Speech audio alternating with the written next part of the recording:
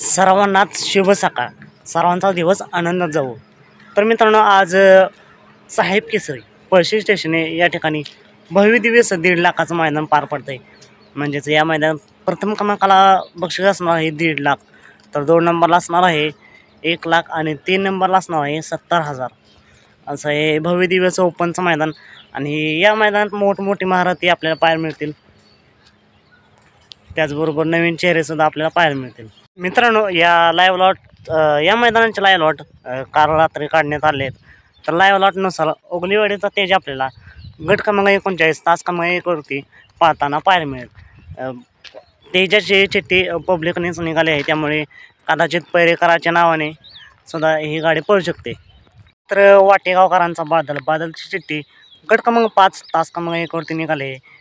बादलची सुद्धा चिठ्ठी पब्लिकनेच निघाले, त्यामुळे बादल गट क्रमांक 5 किंवा पैरेकरांच्या नावाने बादलची गाडी पळू शकते. त्याच गटात म्हणजेच गट क्रमांक 5 तास क्रमांक 6 वरती घाणदकरांचा बाब्या याची सुद्धा चिठ्ठी निघाली. तर घाणदकरांचा बाब्या आपल्याला गट क्रमांक 5 तास क्रमांक 6 वरती पळताना पाहायला मिळू शकतो. द्वारलीकरांचा हरण्या 722 नक्की कोणत्या गटात पाहणार?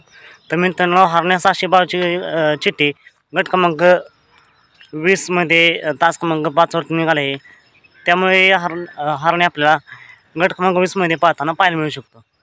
ठाणे एक्सप्रेस बाब्या नक्की कोणत्या गटात पाहणार? तर मित्रांनो, बाब्याची चिठ्ठी गट क्रमांक 42 तास क्रमांक 8 वरती निघाले, त्यामुळे बुलढाणा एक्सप्रेस बाब्या आपल्याला गट क्रमांक 42 तास क्रमांक 8 वरती पाहताना पाहायला मिळू शकतो. त्याचबरोबर मित्रांनो, शिरसोडीची रायफलसुद्धा या मैदानामध्ये पाहणार आहे. तर रायफलचा गट कोणता?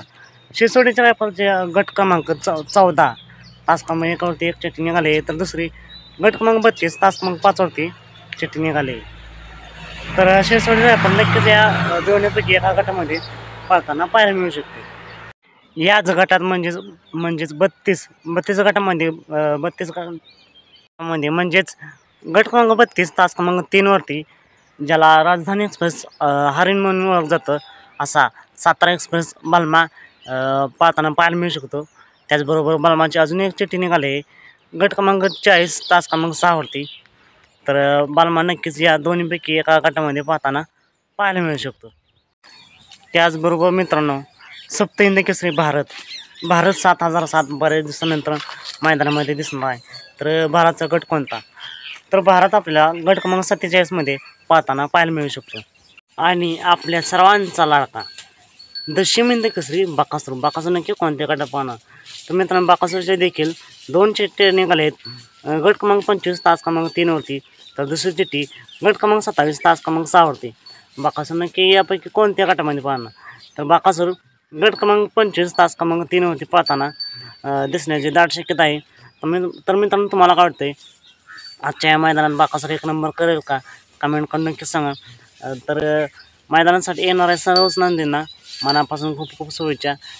आपल्या सर्वांच्या लाडके विठ्ठल नाना बोरकर यांचा तेजा पाहताना दिसणार.